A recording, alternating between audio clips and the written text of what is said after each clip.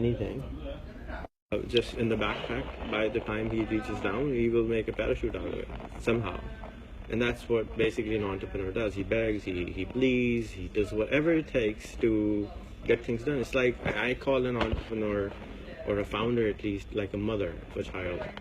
So if your idea is your baby, you do everything for the baby, and you never say, baby, I hate you, or you never say, baby, don't cry.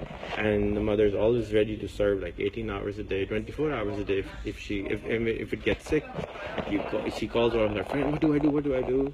And then imagine now the baby's 2 years old, he wants to go to school, or 5 years old, they want to go to school. They call all the family, friends, and say, hey, my baby is now 5 years old, what do I do? So exactly the same way an entrepreneur, every single step has a mentor or a friend or a peer. You call them and say, hey, what do I do? So the biggest leverage which we have today is social media and network. So that's why I do what I do, is because I believe every single one of you has some kind of passion to do one thing.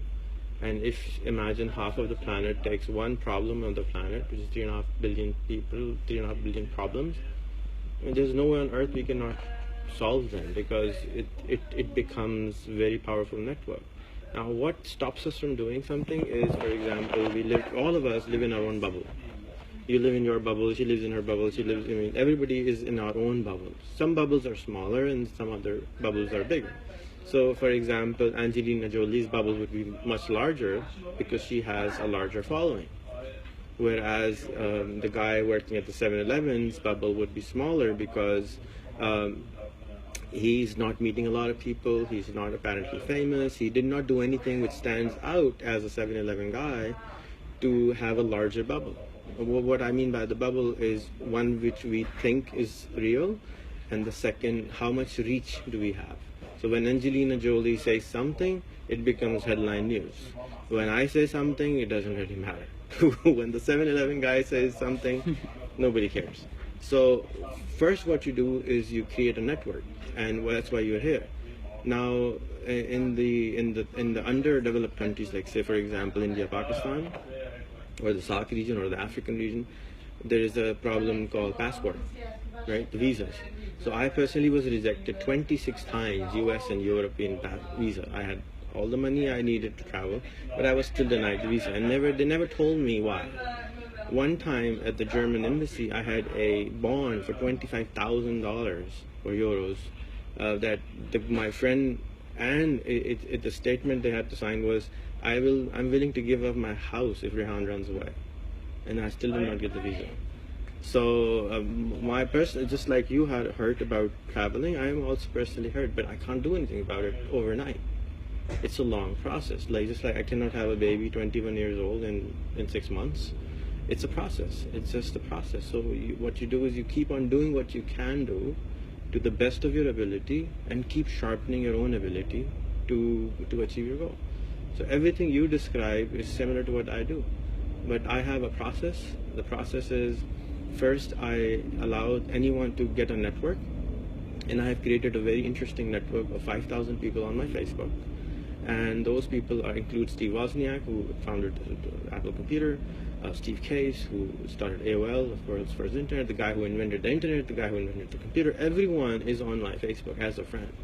Now I offer people to go out there and sell yourself as a person to that other person. Try to become a friend with them on Facebook. When you go out and try to become friends with 500 of my friends, you will probably have to approach 1,000 people. So you're like 1, 2, 3, 4, 5 people. I'm giving you my pitch on what I do. 2 of you might like it, and 3 of you might say you're crazy. It just doesn't work. So it's impossible to convince everyone to your idea. So you go out and try again. What does that do is that makes your pitch better and better and better and better every time you go out and say, who are you? Why do you want to be my friend? You will have to introduce them in a way where they like who you are, right? It's not about you, it's about them. Why should they be your friend? They have another billion people to choose from. Why should they be friending you? So when you do that, it basically sharpens you up. It brings all your thoughts. Like I asked him a question, and it took him time to come up with the answers because he never thought about it maybe. And those are the questions which people will ask you when you go on a journey of trying to find different people. And that's the journey, basically. Once anybody adds my Facebook friends, like 500 Facebook friends, I give them a free smartphone. And then if anybody adds 1,200 of my Facebook friends, in Pakistan especially, I give them a free laptop. And if anybody takes my 1,500 Facebook friends, because it's a very long process and it's very hard, I offer them a partnership in a business and say, hey, would you like to work with me? Because I know that if he actually knows 1,500 of my Facebook friends, he's a very sharp person. It's like a filter process. He has become a very powerful person because all of a sudden he has very powerful people in his friends. One of the boys who has stolen 2,500 of my Facebook friends, there's only one guy, he has become a partner with Steve Wozniak, who has never met before. And this guy was, I wouldn't even want to talk to this boy. He was such a very I would say, no patience at all. Very, very like, give me time, give me time, give me time, give me time. And he had no patience.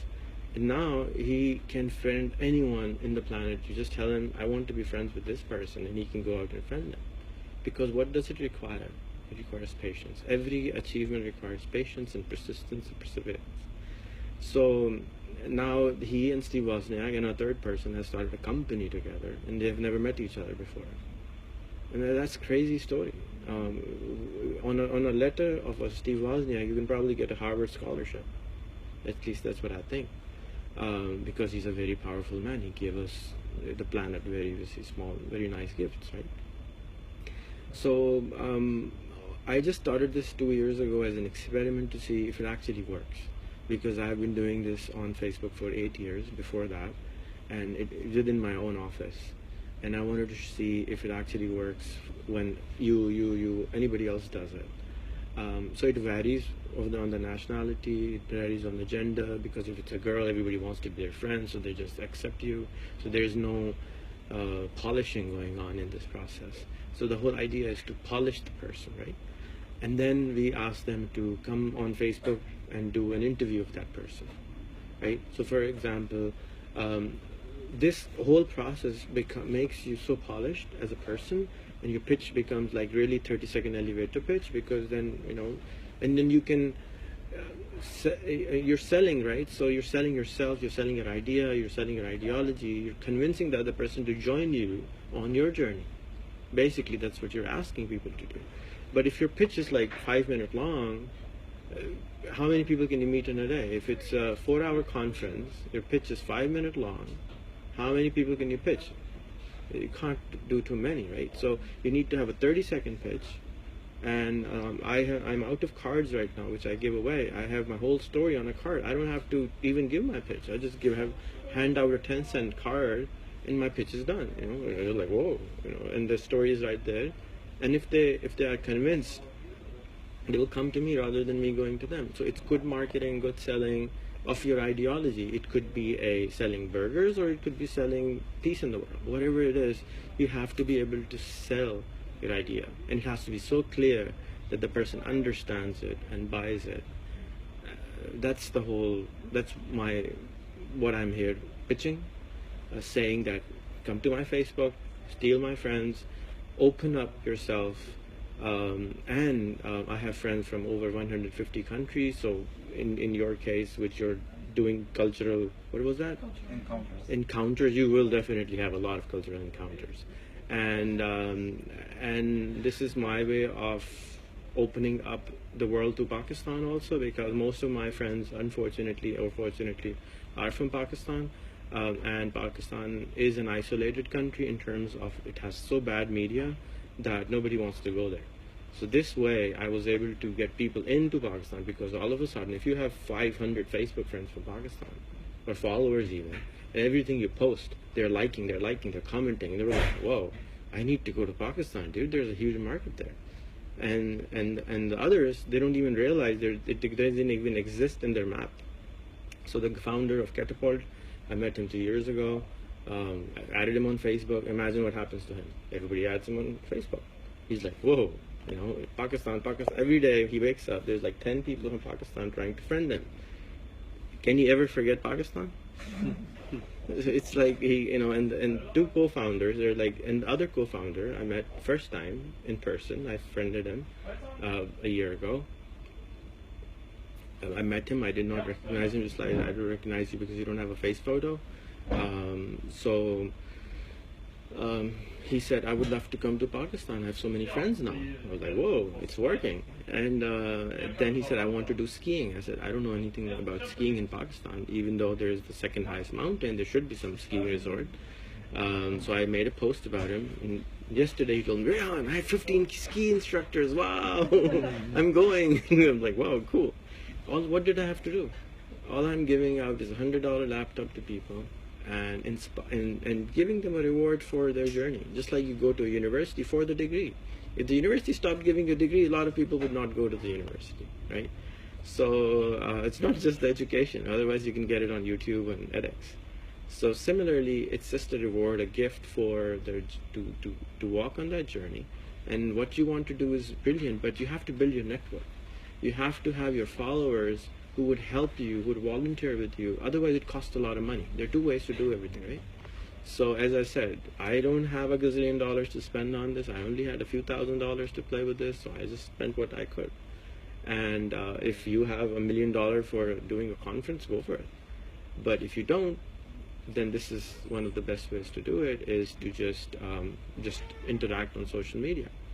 One question is that, it's very inspiring. And last, on the Institute of Peace, I was trying to work with the Stanford Peace and Innovation Labs for 5 years, right? And I liked what they do. Then I went to the U.S. Institute of Peace. Pearson and James Enbridge and people. So, and I went to U.S. Peace Tech Conference, and I thought, well, there's so much going on, and you know what? I just Googled instituteofpeace.org. It was available. I just bought it. And I just started throwing things at it. So now what do we do at Institute of Peace is we have a show on Facebook, which is Meet a Palestinian. So people who have never met a Palestinian could actually know their story. They see their house, they see how is it going there, and they can friend them and talk to them as a real human being. Same thing, we have Meet an Israeli. So you can actually meet an Israeli, or most of the Muslim world hate Israel.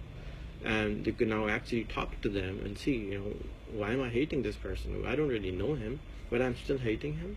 Can we have a dialogue? So I have a Meet a Kashmiri, Meet an Indian, Meet a Pakistani, all these zones where there's conflict. Let's interact. Let's actually talk to the enemy, whatever that is. Enemy is basically fear. Sure. So how, and on being on Facebook, what do? You get a friend request, you can click decline, you can click block. Gone. It's not like a physical human being who's bothering you. They can't come in and shoot you, So that's basically what. No doubt. But so the Institute of Peace basically gives rewards for making friends. Now we have launched our program all over the globe. So anyone, anywhere in the world, who takes my 500 friends, the first person gets $100. So it could be from Zimbabwe, from Fiji, from Ghana, from Congo, from countries which I've never even knew they existed. Because of all this, I have been able to find them and meet people from there. And it's very interesting to see that whoever does this become a change maker, right. Because they have a very powerful network who helps them if they're willing to change themselves. Because now you're becoming vulnerable. You're opening up yourself to people who have no clue with. That's where I was actually trying to bring you on, the fact that using a platform and database as a system where there is a people of extrovert personalities, where there is a sense of people who do want to get out of their comfort zone and able to engage with people on a level that they have this personality to do that. Who told you that there is such a thing as extrovert and introvert? I myself would be an introvert. That's what you think. I was a person who couldn't speak to a human being up till I was 30. But like Facebook itself is a platform that you are using it, and then there are people in Scandinavia especially who have this fear that their data is being used, privacy issues are there. It's all fear. That's what we are here to have this conversation about. If you're fearful, there are ways to understand. First you understand. So I have a book. I'll be giving out my book which explains basically how Facebook works. What is her follower function is closed. She could have 1,000 followers tomorrow if I made a post about her. And what is a follower? A follower is a free customer looking at your posts, which he even now can do if it's public post. Say, for example, you shared a YouTube video and it's public. Anybody can go to your wall and see it. But now you're allowing people to follow you, and your news feed, which is public, goes to them. So you can sell your ideology or your idea to that person for free. And 95% of the people in this conference follower function is closed. I mean, you spend thousands of dollars coming here, staying over here, and you're closing yourself. So what's the point? You're coming here, you all have a smartphone, you're not broadcasting or you're not recording what you're saying. You only have one life, and it's like 60, 80 years old. So why don't you record it and multiply it, just like writing a book?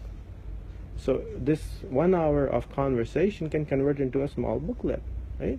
Or a journalist or an article. This is the new book. This is the new way of you spreading the ideas. Right now we have 17 other people watching us, with us, getting to know each other. And I'm sure when I will add you and post your videos, you will have a lot of interesting people saying, hey, I'm interested in what you're doing. I love what you're doing. I would like to see how I can work together with you. That's what you're here for, right? So why don't we just start doing the same on Facebook? Like, you spend $100,000 or $500,000 on this conference. A week later, how many will remember you? But wouldn't that be also an element that we would be seen as the people from Facebook, where we would be seen as that, are we working or associates for Facebook, because there has some let anybody see what he sees. So everybody thinks in Pakistan or everywhere that I work for Facebook. I don't. Exactly, yeah. But do you work for Coke if you recommend a Coke to someone? It's just like their mindset. They just don't know about it. If you're saying, oh, I live in Denmark, it's an amazing country. Do you work for Denmark? It's everything you like, you share with your friends. You had a good burger. You're going to say, hey, I had this burger over there. It was amazing. So you mean to say that right now, since Facebook, Google and Twitter, these are the platforms that we can create our new book in our today's time. This is the way to get out and meet people in a much more network area. This is a cost-effective way for the 1.9 billion people of the planet who cannot afford ever to do this in physical presence. Right. Ever. They don't have the money to travel. They don't have the visas to travel. They just cannot do it, right? And how many people can we fit in that room? Right. 200? What about the rest of the world? I alone have 750,000 people on my Facebook. Can we fit them all in one room? How much money do I need to get them in one place? I definitely need a genie. So it's not the best way to do it, but when you go to a conference, say you are going to be in this conference, you will have 200 people or 400 people are expected there. Do you think you can actually introduce every single person yourself there? No. Never. Impossible, right? Never. I have been to many such. However, this is one of the things I'm trying to also. However, I walked into a room yesterday and 3 people greeted me by my name, because I was already friends with them for a month. They have been seeing my posts, they have been seeing what I do, they knew who I was, and you don't even have a photo there. I made sarcastic remarks even on that. Dude, put a photo. Who are you? Put it. If you want to sell your idea and you're not telling it, who's going to tell it for you? You're going to hire a team to, if the mother is not, going to do the work, who is? I mean, in my experience of engaging in these kind of projects and programs has been that the personality sort of takes over the program. In my opinion, it's all crap, introvert, extrovert, kind of people. It's all what we were told. Something, you like something, but have you ever eaten the fruit durian? You have? From Singapore, from China? Thailand, yeah. Can you explain it to her how it tastes like? It tastes like fried onions. Okay. In my opinion, it tastes like rotten onion or rotten garlic, for example. But it's supposed to be the king of fruit. The king of fruit. The king of fruit in that part of the world is durian. So you have to experience some things. And the king of fruit in our country is? Mango? Yeah, king of fruit everywhere is different. But it's, so there's a huge world out there which we don't understand. And the only way to understand which first I love his idea of the second idea of the new language, which is the biggest problem of the world. I think if somebody wants to solve the peace problem, they need to fix the language problem, because language creates barriers. It's the divide, the biggest divide in the world. Who are we? Denmark. I'm from Norway. I'm from Sweden. Why? But it is what it is, right? It took us so many years, and probably in the next 5 years, the language problem will solve it to a certain extent because of the translator software and real-time translation and everything But else. the last part then again will come up to the same circular argument. It can go to that. How do you sustain these relationships once you do understand what they are doing it? Okay, you've gone some journey with them, and then they do fall apart. So you go to a conference, you're on the stage, you're speaking to 400 people. How many will you remember? 3, 4, or somebody, 1 or 2 who asks a question. How many remember that they listened to you? Maybe 5, 4 who got inspired. No, I think 80% will remember you, that they heard you. They spent an hour listening to you, or half an hour listening to you. They invested their time on you. Okay. So they'll remember that they listened to you. They don't like it or like it, that's not the issue, right? So, like some people can be bored by my conversation right now, and some people can like it. But they do remember that they had some conversation, but you don't, because they're all 400. So it's the same relationship. When I have 750,000 followers, I don't know them. They know me. Right? If you're selling, McDonald's, you don't know, CEO of McDonald's doesn't know you. So and your purpose is not to go and make a relationship with everyone in the room. Your purpose is to find the people who will help you with your purpose and go forward with those people. So out of 400, you're here to only have 2 people. And that's the number which I found, 2 or 3 people will actually listen to you. Out of 700,000 people, why are only 12 people watching right now? Do you think everybody will watch? No, it doesn't mean that. It just means that this is a number which I have reached to. They can choose to like it or not. Not everything I do would be liked by everyone. Not everything you do would be liked even with your mother or yourself even. It's all. So in my observation, the biggest person we have to work with is ourselves. We have to change ourselves, and once we fix ourselves, everything else changes. Like magic. It's magic because I don't understand why it happens, but it happens. Like when you change, everything just comes to you. You don't even have to try hard enough. You change, that's all. You make yourself vulnerable. And you change yourself by environment, getting yourself into those like-minded environment. Many steps. So it's not like for example, if you're talking about how do you make change through Facebook, first step number 1, make a nice profile. If you're going on if Bill Gates calls you up and says, hey, I'll give you 2 minutes, come and pitch me, how would you dress up? You will dress up. You won't go in your shorts or sleeping pajamas to go and meet him, right? Similarly, if you're having a Facebook profile with no photo, no information, where do you live, what does it say about the person? Nothing. So who wants to meet? Nobody. So become somebody and start becoming somebody by putting content. So write a book. Like for example, if this is an hour-long video, you can have it transcribed for $10 on Fiverr and then publish it on Amazon.com for another $5, and then you have a book about having our meeting. For $15 you have a book, right? And then you send it to me as a gift. What happens? I never forget you ever. Because you wrote a book. Not ebook. A physical book for $5 can be printed on Amazon.com. With your ISBN number, you will be a published author in $10, $15. Who stops you from doing that? Can't you afford $15? Yeah, so, there's a lot of things people can do, but we're all looking for like the giant mountain. Make me the prime minister and I'll fix everything. Hello, become a janitor first, Everybody wants that. It's a natural instinct that, I could do a better job. Okay, show us. It's easier to criticize, but take some action. So you were commenting that, you're not giving us time. I don't even know who you are, dude. You have to do something to get time from someone.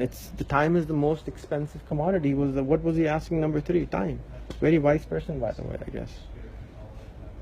It's the most expensive commodity. I mean, if you didn't sell them before you couldn't bring them, why would they be here? Like, no, I have better things to do in my life. Why should they come and meet me?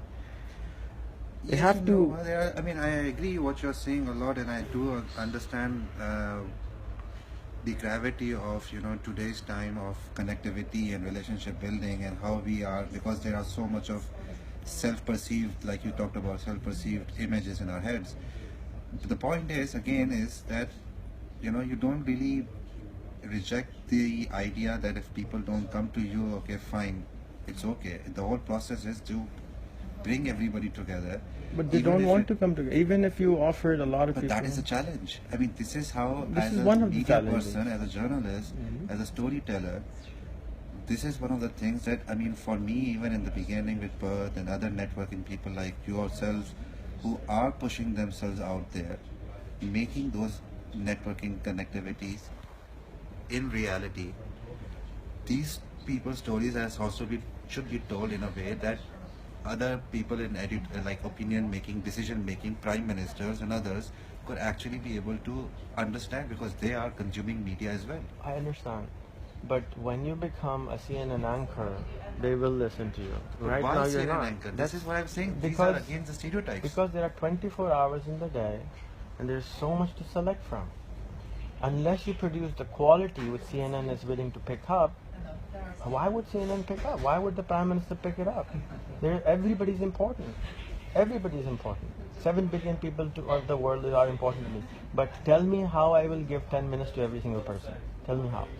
But this is the way I'm sharing you that we don't really need to know everybody. We just need to actually live like in a way that supports this place called Earth, so that everybody, one of us, could actually survive in a sustainable, lively, happy way. Who disagrees with that? This is what I'm sharing. And why do we need CNN, Facebook and Twitter to push ourselves to be able to achieve certain level of acceptance? It's not about acceptance. CNN made themselves into what it is. It didn't start the way it was. McDonald's made it into what it is. It did not start that way. Coke did not start like this. They worked hard to get where they are. And this is why they get our attention, because they worked hard for it. It didn't happen overnight. What you're asking for is to happen overnight. And that's what I'm hearing it to. It's not going to, if you keep on doing what you're doing, in 10 years' time, you will be the CNN. But you have to wait 10 years. Why do you want to happen like tomorrow? You're not good enough. But we are in Katapult. This is where the acceleration happens. Some people do get lucky, like the chaiwala in Pakistan. Some people do get lucky, but it's not. It shouldn't stop you from doing what you want to do. Don't stop yourself from your journey just because you're not getting acknowledged or you're not getting the reward. That's why finding our passion is so important, because finding, as I said in the start, your idea, you have to be the mother of the idea. If you're not being the mother of the idea, which means that you're going to give it 18 hours a day to whether the boy is retarded, whether he has one limb, whether he has one eye, no matter what your idea is like, you give love and work for 18 years to that child. And if you don't, then it doesn't, the boy dies, or the girl dies, or the child dies, or whatever. It's just the idea dies. If you're not ready to sell your idea at whatever cost, or whatever means are available to you, not the cost, then you're not doing justice to your idea. Your pitch should have been given to me before I was here. I should have been the one calling you, I want to meet you, I want to meet you, I don't know your pitch. You're not making yourself visible enough for me to know who you are. And that's all I'm asking people to do. So everybody should be able to, whatever, she's passionate about something else, you're passionate about something else, I'm passionate about something else. It's similar, but not the same. We all have, everybody at Katapult has similar goals, not same.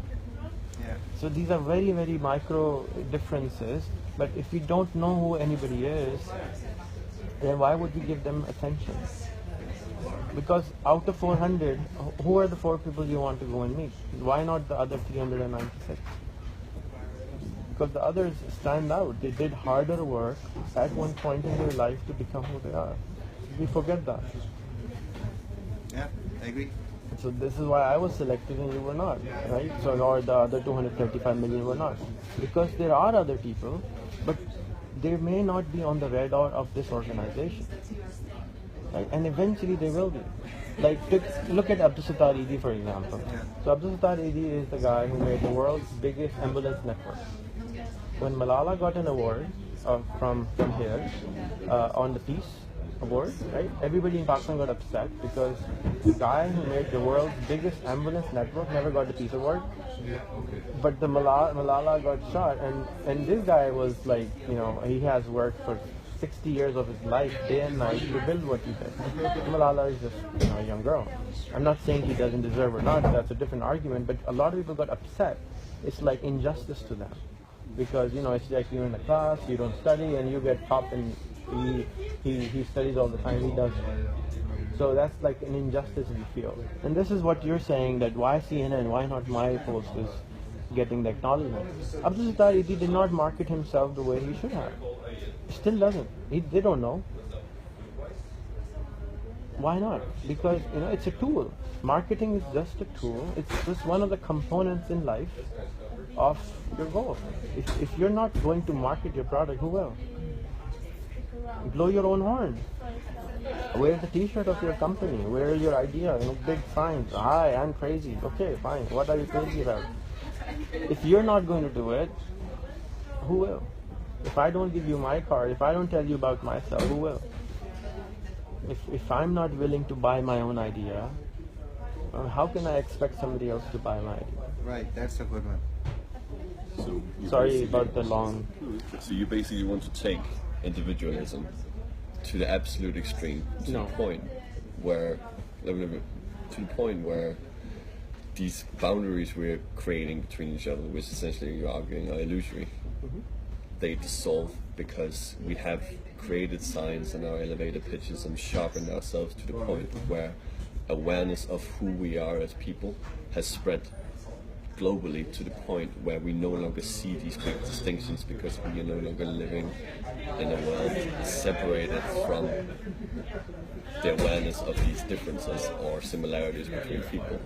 So in the end, like, idealistically, war and nationality feeling and general antagonization between people will not cease but decrease rapidly if everyone shares who they are through media, and as media grows, we'll get a sort of collective consciousness, awareness raised through just hyper-individualization. I found my new elevator pitch, man. Oh, is that the... Yeah, it's sort of, but I wouldn't call it individualism. I'm just saying get naked in front of other people and lose your fear. Is it getting naked though, or is it you sharpening up both a representation of yourself? Both. You have to make yourself vulnerable, because it's vulnerability that when I took out the camera, he was like, okay, I'm going to go on camera. I have to be aware that I'm on camera. I'm not even aware that I'm the camera person. I just assume that there's some camera somewhere shooting me, right? And in 5 years from now or 10 years from now, that will happen, right? So I'm already preparing myself for that level of privacy which doesn't exist, right? But whereas that's what I mean by getting naked. That's what I mean by... I was just this morning going to write to the founder of Wikipedia to make another kind of Wikipedia where it's a bot goes out there and makes a Wikipedia page about every single human being out there. That's a radical idea. It's a very simple idea, right? And you, instead of me going and I just Google and the first thing will come up, everything about on the internet about you will just pop up. Your affairs, your not affairs, your good things, your bad things. Tuck, tuck, tuck, tuck, tuck, tuck. How far is that from happening? It's like well, we're doing it ourselves. You are doing it, but now there's no aggregated service available. The data points are there, but it's not collected in one place. What is Wikipedia? It's just humans collecting the data. Now I'm saying, let's create an AI which goes out there, collects all the data, puts it in front of all of us instantly. So whatever we need to know about you, like in 10 seconds I can know, rather than Googling about you, reading this article, reading that article, collecting it all in one place. Why not have a website for that? Sure. Simple, right? But it will happen no matter what. So what you're saying is exactly what I'm trying to do. Is we have been taught to be scared of the enemy. What is the enemy? Nobody actually is the enemy. We are all one. But why do we need these air forces and battles? Against whom? Against other human beings? Why? Just because they speak a different language and think in a different way? Is that humanity? And how do we dissolve it? Is by having a lot of people as the soldiers of understanding. You know, if I don't know anything about your country, I might think, oh, this country raided my country and it rules many countries, it did this wrong, it did this wrong. 500 years ago. Hello? How about now? Fine, they did something 500 years ago or 100 years ago. How about now? What have you done wrong with me? So what's the difference between us and the other barbarians in the past? You know, this nation is bad. Why? Why? We're leaving it up to each individual to then define what they themselves believe. It's critical mass generation, right? So it will. Have you read the book, The Tipping Point? So it's a very nice book. You guys should definitely read it. When things actually start to change, it will change when the masses will change, right? If everybody starts to eat McDonald's, more McDonald's will pop up or less. More. So it is about individualism. It is about selling one idea. Whatever I'm selling to you, 1, 2, 3, 4 people, you buy it, you go out and spread it to 4 more people. It spreads to another 1 person comes, another 4 people are aware of it. Sure. So it's first, we know McDonald's is unhealthy, but we still go and eat it. We know cigarette is bad, we still go and smoke it sometimes. We know that it's wrong, but we still do it because it pleases us. We still will do wrong things, but at least we will be aware of it. So the consciousness of the planet is rising because of this interconnectedness. And so, for example, right now, my interest is in fighting the battle for the Islamophobia. I'm very interested. So I actually had an article published in Estonia. I went to see a friend, and he was working in the newspaper, and he said the Islamophobia is in rise in Estonia. I said, yeah. So I have a photo where I look like Osama bin Laden, and I asked him, can you publish this photo for me and just say anybody who hates Osama bin Laden in Islam, just go to his Facebook and just inbox him all the anger which you have. I'll be very happy to listen to it. Now what will it do? It's like going to a psychiatrist, telling everything which you hate. Once you tell them, you feel like an empty can. You're not angry anymore.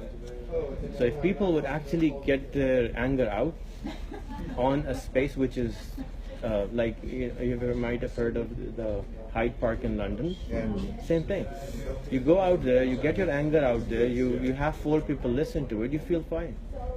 You feel better. So at least you're not going to become the bomb which will go and actually explode. Right here, you are actually taking out your ideology or your anger. You're explaining it to someone, and 5 people say, "Hey, good job." They'll be like, "Okay, I'm not that crazy anymore." So people are. I think the people live in the world for attention. There's multiple things which we actually like. One of them is attention. It doesn't mean that I'm good or bad. It just means human beings are looking for attention. We want to look nice. We want to. But man is a social animal. Yeah, that's what I'm saying. So those likes, if you post a photo on Instagram and you get a lot of likes, you feel, oh, why? Because we like it. Yeah, it's how our brain works. So, and similarly, we want to be heard, but we are scared. We are taught. I wish in every school they were teaching how to do what I'm doing right now. Because if you had a video about you, a 2-minute video made about you 4 years ago, that video would be going viral, and people who are looking for you would be able to find you.